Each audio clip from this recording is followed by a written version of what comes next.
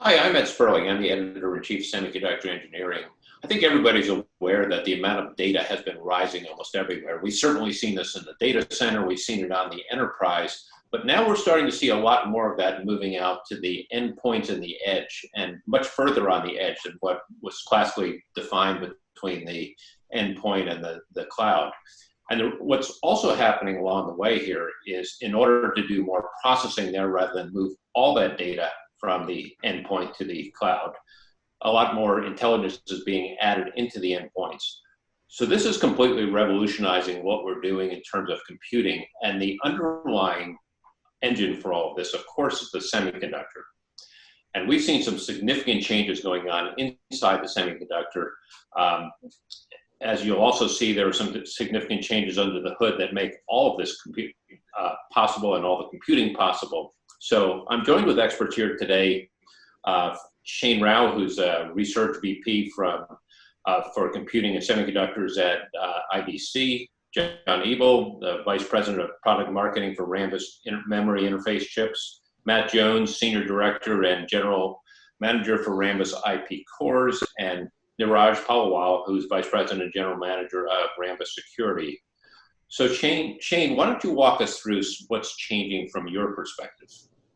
I'd be glad to. Thank you, Ed, and thank you, everyone. I'm here to provide some market context for my research at IDC, where I manage data processing, including data processing semiconductors. I'm going to put up a couple of slides to show some context and kind of kick us off for the discussion that follows. I'm sharing my screen to show what IDC views as the landscape for the internet now, but it puts the data center in the context of the internet.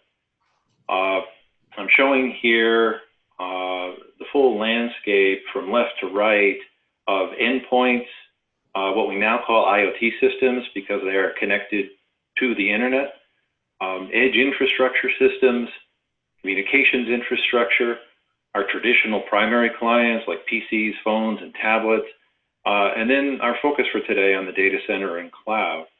And in olden days, we had our PCs and we had our servers and they connected. We had a client-server model, but now that has completely gone away and we have a new landscape in which the data center has to exist. And this is fed by connectivity. More and more systems are connected, by which we mean they have cellular connectivity or Wi-Fi or Bluetooth or some other way of connecting to the internet. And our research shows that about nearly 70% of systems across all of this landscape are now connected. Many of them by Wi-Fi, cellular, 5G even, and Bluetooth. And there are many other accommodating connectivity technologies depending on the system. And the fact that systems are connected means that there are now more users. And by users, I mean machines and human beings. And there are more devices now. Our research shows that this year about 11 billion different systems will ship. I'm including pretty much everything in here except smart cards as a system type. So I'm going all the way across this landscape from IoT systems. You can see systems that are in the medical space, industrial space, home space, wearables, through the edge infrastructure, which are kind of the gateways now between IoT systems and communications infrastructure, and then the data flows on into the data center and cloud. By 2024, an additional 2.3 billion systems shipping in one year. And imagine what that means in terms of the installed base, the huge amount of data being created from systems building up year over year over year. And there's some implications for this. The amount of data that is being created by all those machines, again, human beings and machines, now begs the question across this landscape, where should the computing be done? It doesn't necessarily have to be done anymore in a PC or in the data center. It can be done anywhere across this landscape. And now the data can be moved to the compute. Again, because the connectivity is there, to connect these formerly islands of systems into one seamless internet of systems. Accordingly, we have the rise of the edge, what I'm calling edge infrastructure here. Again, kind of a go-between between those endpoints, primary clients, communications infrastructure, and the data center itself.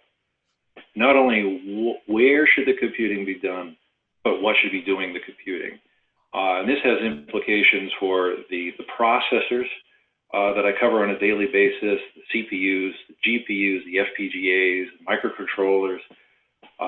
But whether should it be a human being, or in an age of data deluge, there's more data than the average human being can process.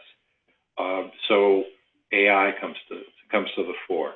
Artificial intelligence, inferencing and training systems across this landscape, including in the data center. And then other semiconductors, we would include memory as well. Not only do the data processors have to be tailored, but also the memory that helps keep the data close to the processor. Again, we're bringing the data closer to the processor. Once we've chosen where it is in this landscape, you need the memory to go along with the data processing.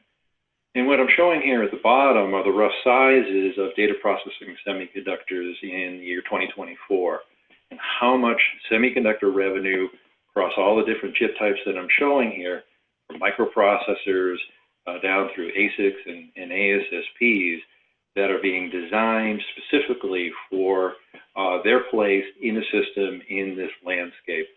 And you'll notice that the IoT, the largest amount of revenue, 77 billion, means there's a huge number of systems out there generating data, and data that's going to move through this landscape and into the data center. And now I think we can kind of lead into a discussion about what is the impact on the data center, and how is the data center going to evolve from here. So Shane, what does a server look like in this model, and how do you actually define it versus what we used to have before, where it was pretty much, we knew there was a client, we know there's a server, and they basically communicated as needed? Yeah, well, servers are becoming more than just servers. You notice it in silicon.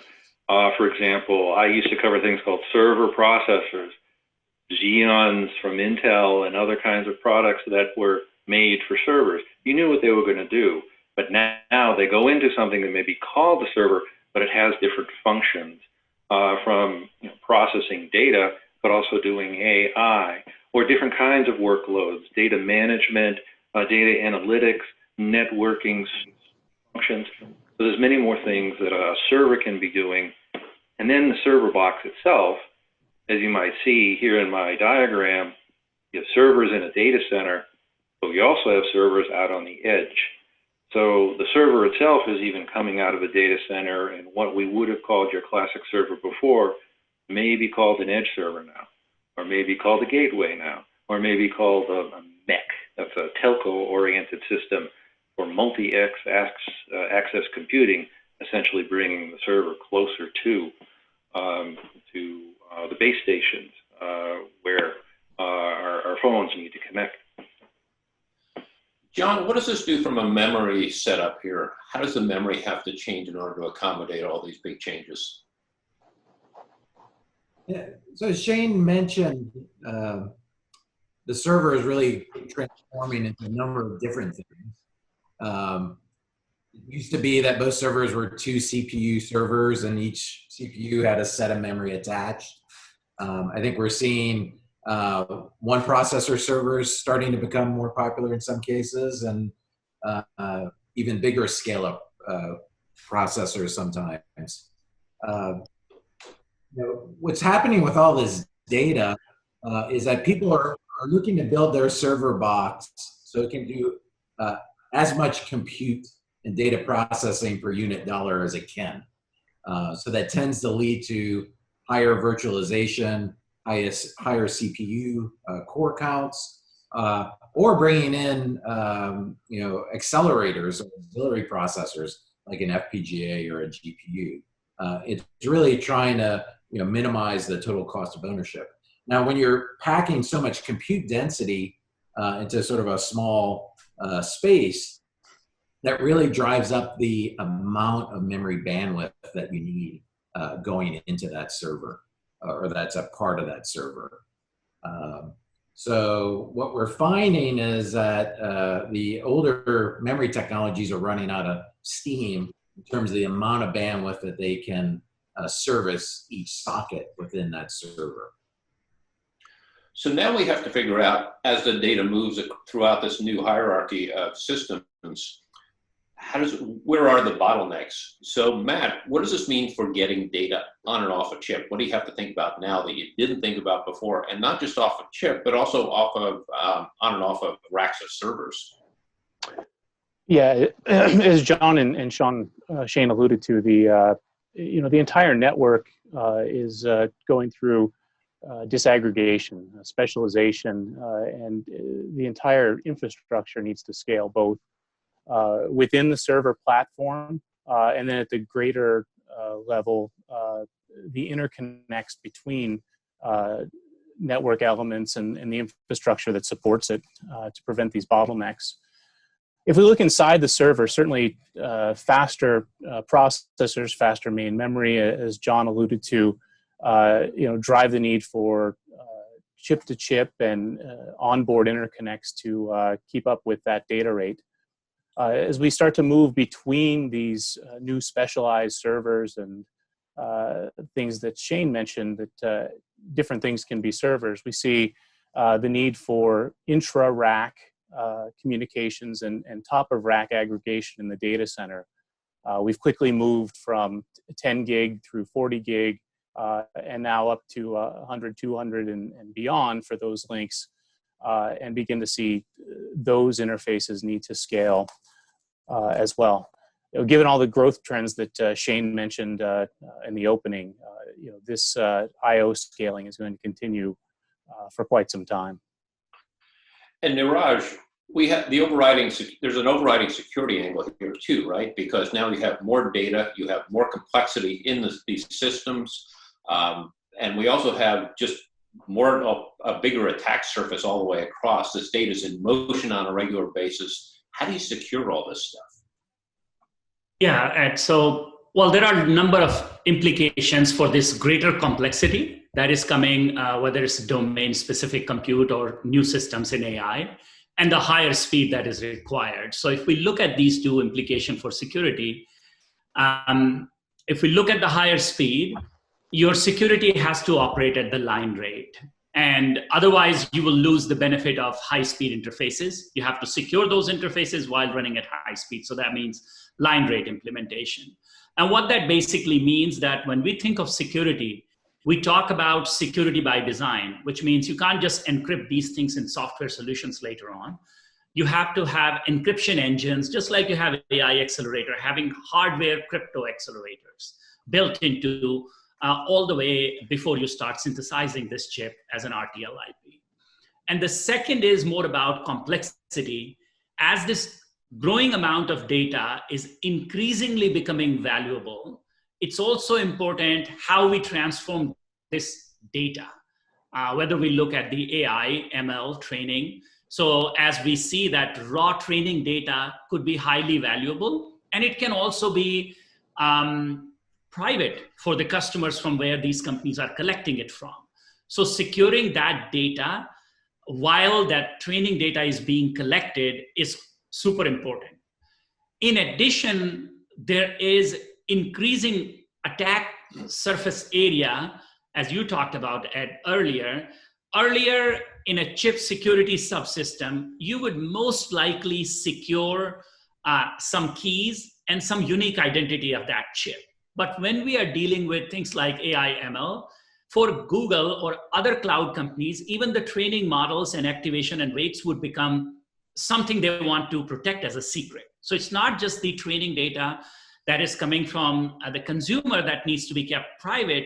Companies have proprietary algorithm-related information. So all of this need to be factored in and need to be protected. So what that comes down to is, before I design this chip for these applications, security has to be thought through at an architecture level. So Shane, given all these changes, what does a data center actually look like in the future, both figuratively as well as literally? Well, I think your question picks up from your prior question earlier when you were asking about servers and what are the implications for servers. And I can also pick up on some comments that Matt made. In talking about servers, we talked about the change in form factor or the change in location out on the edge infrastructure, for example, instead of the data center. And Niraj has talked about one major change inside of servers from a security standpoint. There are security processors pretty much on every server CPU right now. Now, extend that changes, the data center is expanding. The number of things that the data center has to do is immense. Not only have we talk about servers, let them represent compute, but we talk about storage systems, networking systems, security systems built into the core of the data center, as well as kind of the periphery of the data center, where servers may be there, say, serving up web pages. The level of compute now has grown. The things we have to think about is no longer isolated within the server, but now has spanned across the data center, encompassing many different function types and therefore system types. And then that has to extend out through communications infrastructure to the rest of the internet system landscape I was describing earlier. So the shape of the systems has changed literally. The functions being done within those systems and the scope of those systems has changed significantly. And this is going to snowball going forward. So let's dig down into some of the individual pieces here. John, what are you seeing coming in terms of memory? How will that change over the next 4 or 5 years? Sure. One thing we've heard is, as the processors get more powerful, every year the bandwidth and the capacity needs to grow by about 20 to 30%. So you're looking at every 3 to 4 years, it needs to double. So over the past 3 or 4 years, JEDEC has been working, and then the full ecosystem has been working on a new standard called DDR5. The DRAM standard was published, I think just about a month or so ago. So that's out there available for folks now. At Rambus, we've been working on this for that same 3 or 4 years. We build registered clock drivers and data buffers that go on these DDR5 DIMMs. We're at a point now where we are doing production-ready sampling. Our customers are testing, major manufacturers are testing, and we're starting to get indications now that the end customers are starting to bring their systems up. So that will be out there probably at the end of next year, in the very first DDR5 servers. And DDR5 holds a lot of promise to continue that scaling. A key piece of that whole memory architecture is dropping the power, trying to reduce the voltage. How much progress has there been there? Will we get to the point where we really can reduce the amount of power that's necessary to sustain, basically make the memory function as we to retain data long enough to be able to function properly? Yeah, that hasn't been a big focus. The amount of power that can be dissipated out of a single DIMM doesn't scale. It sits right around the kind of 15 watt max type number. There've been a few things done to reduce power. The first is that the supply voltage is going down from 1.2 to 1.1 volt. So that'll save power. There's certain things in the protocol, in the command set, that are meant to make certain functions more power efficient. If you've ever programmed before, sometimes you'll have a big array of data that you want to zero out. So zeroing out regions of memory now is a much more power efficient because that can be done with a command and then an address, as opposed to having to drive all those zeros into those memory locations. The other thing I wanted to bring up was that this DDR5 is not only helping us increase bandwidth by double or more. It's also going to increase the capacity per DRAM and per module. And what's important about that is, back to this whole data locality discussion, the more data that can reside in memory next to your processor, the less movement of data has to occur between processors across the network. So I think having that larger capacity footprint per server will also save power at the system and data center level. Well, we've certainly seen a lot of activity in terms of near memory and in-memory computing. The problem is no matter how much you do there, no matter how much processing you do, the net effect is you're still going to have more data and it still needs to be moved through the systems. So Matt, how do we deal with that? What needs to happen at the I/O level? At the I/O level, Ed, we continue to see the need to scale to keep up with the data that needs to be moved both within servers and then outside of servers within the larger infrastructure. Certainly, as the complexity in computing goes up and disaggregates, you do get more localized computing. But the speed at which you need to move that data between elements continues to grow, and to ensure that we don't see that bottlenecking, the simple answer is more bandwidth. Within the server platforms, PCI Express has been nearly ubiquitous in terms of chip-to-chip and processor to network element and I/O and storage elements. And along with the DDR5 specification that John mentioned, we'll see the rollout of PCI Express Gen 5, or PCIe 5, some folks call it, which doubles the data rate and the transfers available in the system up to 32 gigatransfers per second. That will enable at a by 16 width link to get us up to 128 gigabytes per second of data transfer or thereabouts. So as we start to talk about whether they be specialized or general purpose processors connecting to accelerators, to storage elements, and to SmartNICs, that supports the data rate for both intra-server and then outside the box transfers. And we'll continue to see PCI Express scale. I think we'll talk about that as we go on here potentially. How does that mesh with Ethernet? So there's been a lot of advances in Ethernet inside the data center.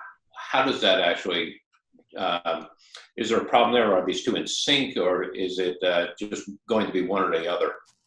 Oh no, it's definitely the intra-server links that I talk about running on PCIe 5 are a necessity for helping Ethernet scale both within the rack and larger into within the data center and to the edge, as Shane outlined before. Specifically, as we look at 400 and 800 gig type of Ethernet connectivity, you need SmartNICs and system elements that run at 100 gigabytes per second and greater. As I just outlined, the Gen 5 provides the necessary bandwidth to support those links with a by 16 PCIe 5 running at 32 gigatransfers, providing that 128 gigabytes per second.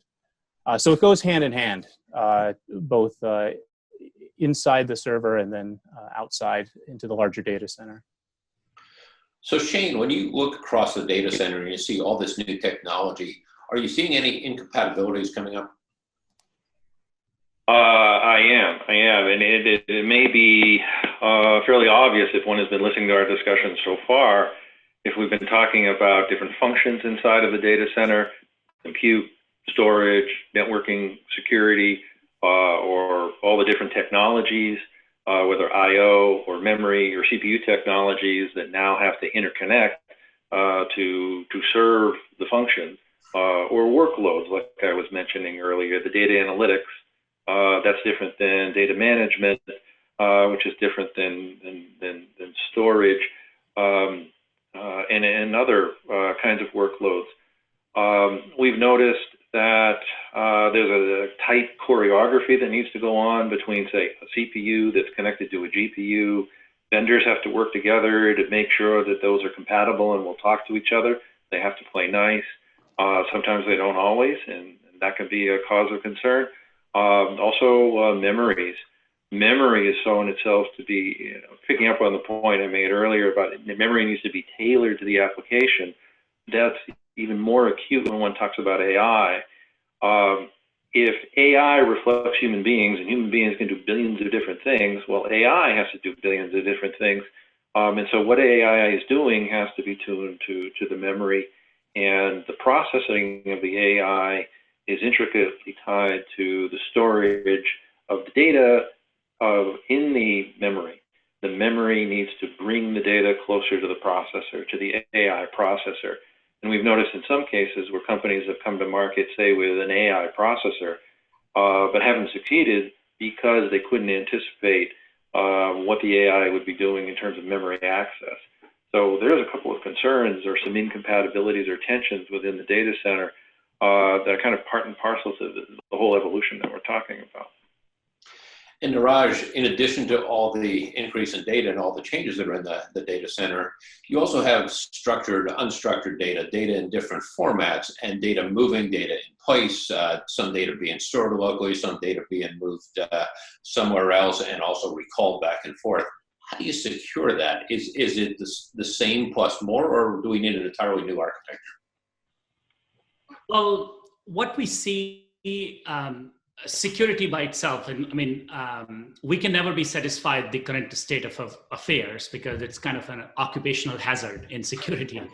And if you really look at it, it's an arms race where adversaries keep developing more sophisticated attacks, and that makes implementing security a little bit unique compared to implementing a standard on a chip. So what we do when we look at it, whether you look at the recent meltdown, speculative execution kind of attacks, or some of the other things we do on the data in motion security where we follow a certain standard, we actually divide this problem in two steps when we are trying to solve for security. The first step is do the basics right at the architecture level: encryption, decryption, authentication in whichever data flow rate you are moving. And the second part is really the attack resistance part, which basically means as the adversaries get to know about the way data is moving, whether it's in motion for a particular application, we figure out what assets need to be secured in what situations. And that's what we call attack resistance. Whether you look at the side channel attack or the fault attacks, or potentially in future, we will see the post-quantum crypto related attack vectors. So how we do this is really anchoring these functions in hardware and then moving one step further by creating silos within that, like a secure coprocessor for security. And the third one, to make it renewable in the field. So when you combine these three approaches, you can actually cater to any future adversarial attacks to be covered with this approach. As the adversaries move, we move with them. And Matt, one of the new applications, not that new, we've been working with it for a little bit, but it's certainly changing and accelerating, has to do with AI and machine learning training. What changes there? I mean, what does this mean for, it's a new workload, where's it going to get processed? What's the implication of this for the data center?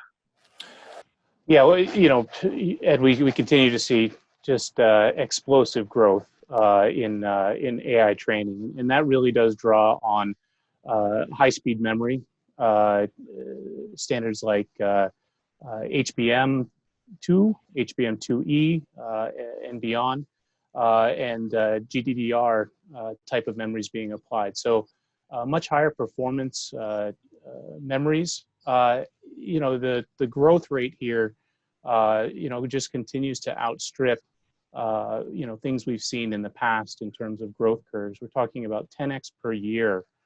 And, you know, it's relatively simple math, but in 2019, when you look at the overall size of the parameters in training models. We passed the 10 billion mark in 2019. This year, we expect to continue to that 10x growth rate and hit 100 billion. And so contemplating those type of training models has huge implications on both memory density, speed, and overall performance. So what does that mean for AI hardware? How does this all change?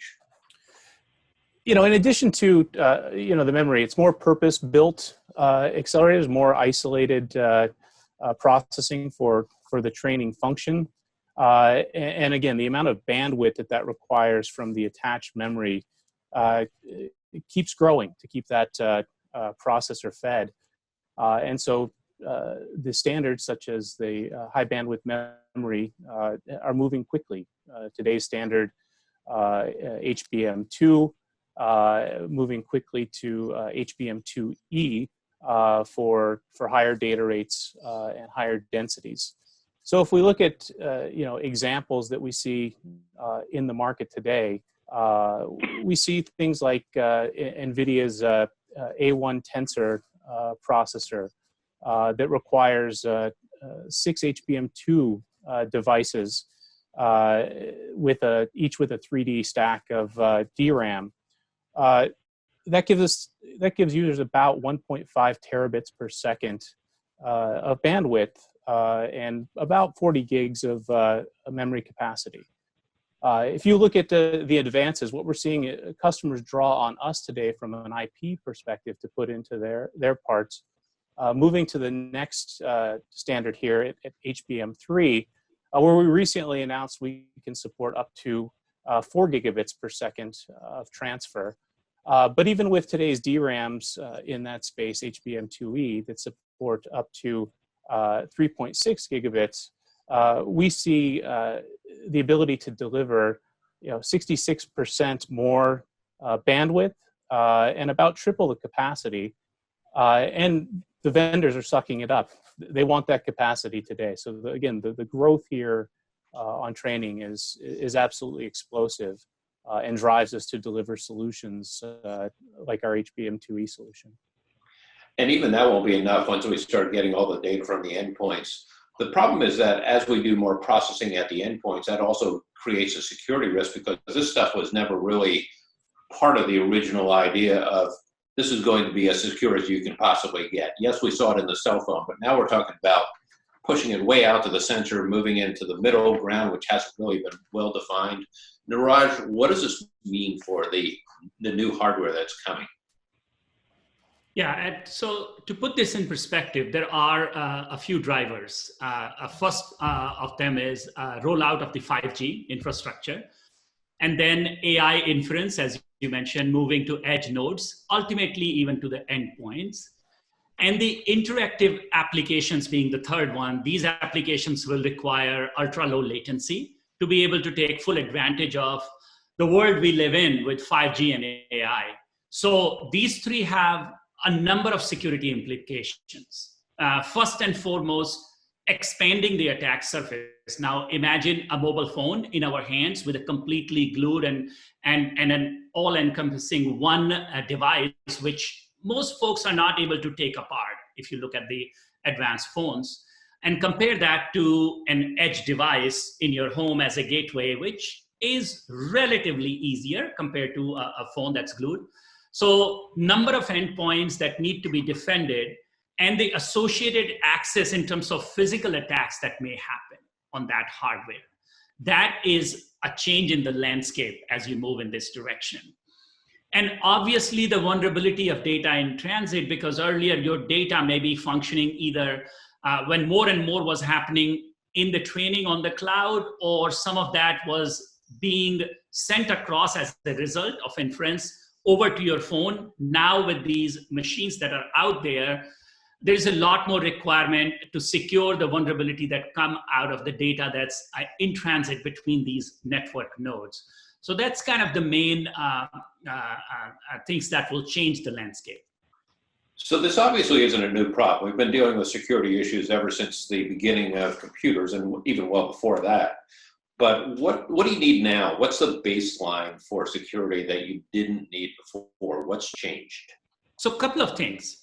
First of all, as we look at this decentralized AI 5G kind of domain, compared to before, the vulnerabilities existed before, but the value of the data and the vulnerability on these decentralized devices has increased multifold. And how we solve this is really more and more, instead of taking security as let's put a TRNG and AES, but think about it more from a hardware coprocessor point of view.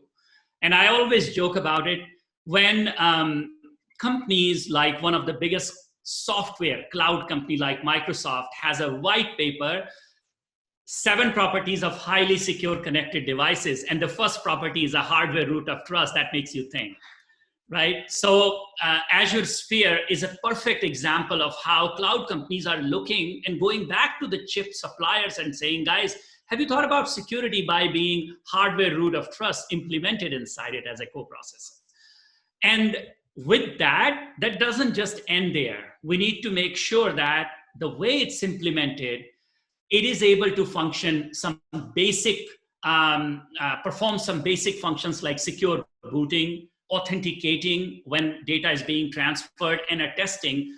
In addition, when there are new vectors like inference models and data, we should be able to encrypt and hash that data to prove the integrity of the data coming in. So those are some of the things. And the last one, which is around data in motion, really goes down to, we see a tremendous uptick in data in motion security implemented in hardware with IPsec and MACsec. And I'll give a real lifetime example. Most families are now doing 3 to 4 Zoom calls.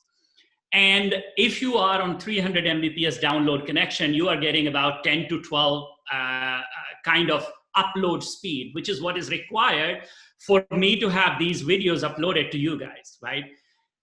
Now, when you go to around from that 300 Mbps to 1 Gbps kind of connection, which I predict and many of us are seeing, we're calling up Comcast and saying, can you put me on this 1 Gbps so I can have 30 Mbps connection upload speed so 4 of us can do Zoom calls. And what that does is, when you take IPsec, a simple gigabit Ethernet switch, at around 1 gigabit, you have to have hardware acceleration in IPsec on the chip. Software isn't good enough.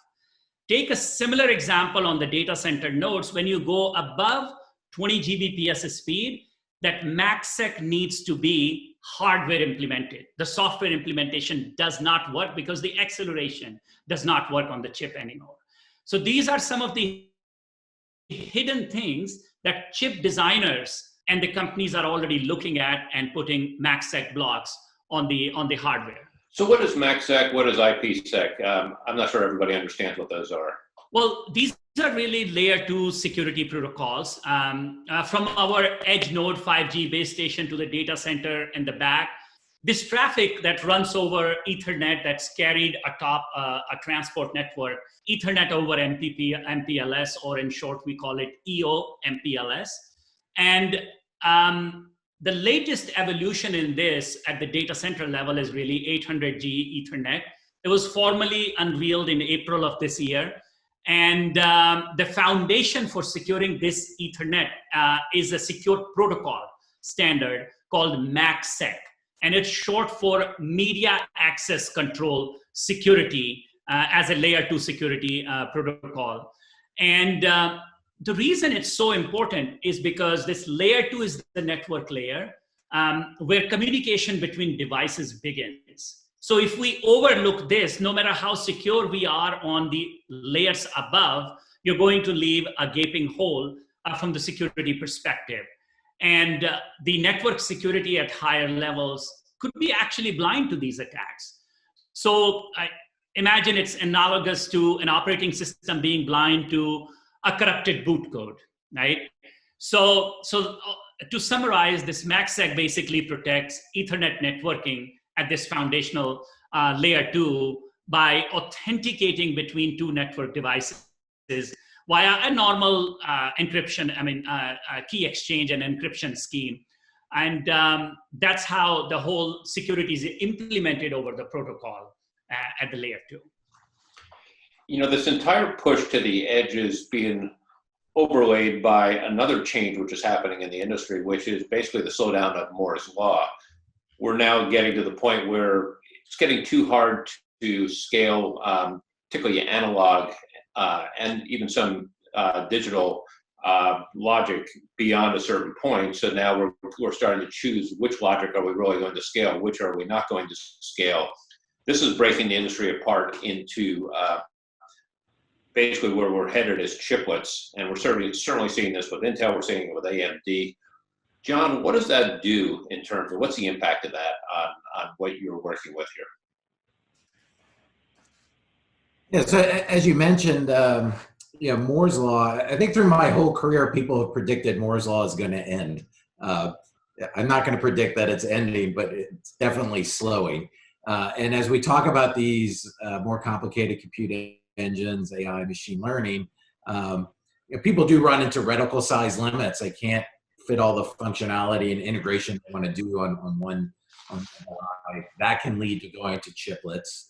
A second reason folks may go to chiplets is because it's more cost effective, right? Having a single very large die will have low yield. If you can split that up into multiple die, you may be able to optimize that and co-package it or integrate with a silicon interposer and still have a single product that's sold and it fits into a socket.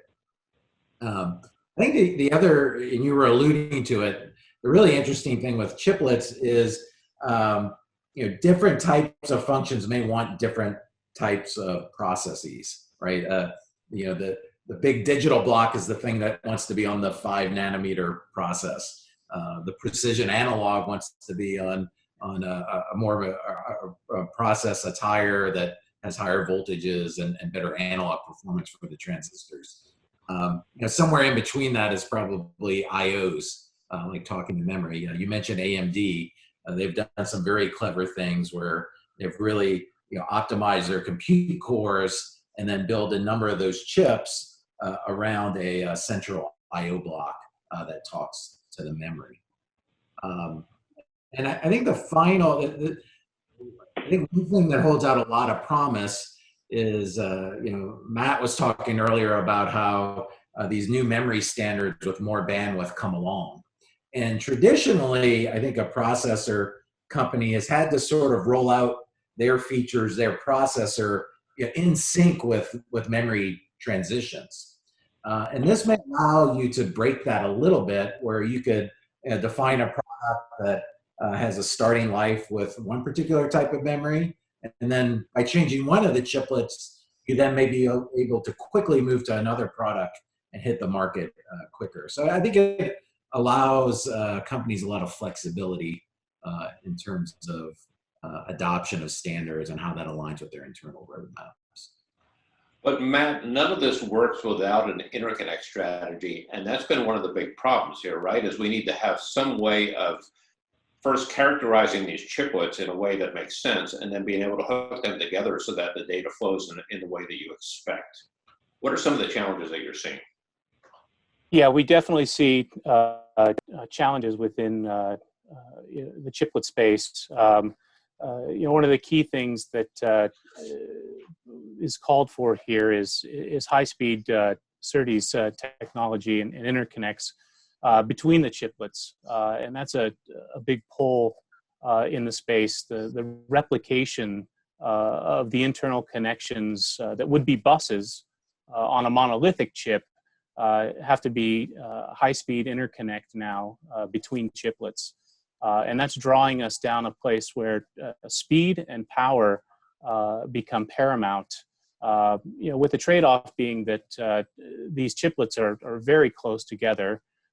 So your typical SerDes loss budgets, go a little bit by the side, and you can focus on speed and power. We see things like 112 gigabit kind of data rates being required. but at very, very low power, something on the order of less than a picojoule per bit for operation. And going forward, continued speed, continued power as these chiplets, which sit very close together, need this high-speed connectivity that we talked about with, whether it was disaggregation in the server, disaggregation within the chip, so to speak, requires that same sort of scaling of interconnect. So Niraj, as you start breaking apart these chips and disaggregating them, what impact does that have on security? You have a lot of different components now and not necessarily all from the same vendor. Yeah, so these chiplets, as we see, clearly offer a lot of benefits. But like any other semiconductor component or a chip, we have to look into what they're being used for. For example, if they require secure boot, then there needs to be, just like any other chip, a hardware anchor as a root of trust implemented. If they will be vulnerable to some kind of attacks, then there is some sort of renewable security. Because we want to make sure that we don't have a weak link chiplet that can be exploited to gain access to this entire architecture. Because security is only as good as its weakest link. So I look at it, it is clearly an increased attack surface because of the distributed architecture, but at the same time, when implemented right, they can be just as secure as any other semiconductor component. And Shane, looking at the big picture here, does this bode well for the continued growth of semiconductors? Oh, it certainly does. I think, given the amount of data that's going to be created, the complexity of that data, there's going to be more and harder data to work with for the foreseeable future. That is, more data that can be processed. So some of it won't be processed, but the real important data that will be processed will need to have its needs catered to by all the different technologies that we've been talking about. It's a mixing and matching of the compute, the memory, the I/O, the interconnect between the memory and the CPU, strong implications for the data center itself in isolation, but also in the context of the whole data landscape across all of those system types that I was talking about at the beginning. Definitely. And like everything else in this industry, there are lots of problems that they look insurmountable, but for somehow we seem to get through them. So thank you all. A great panel. Look forward to hearing more in the future. Thank you. Mutual. Thank you. Thanks, Ed.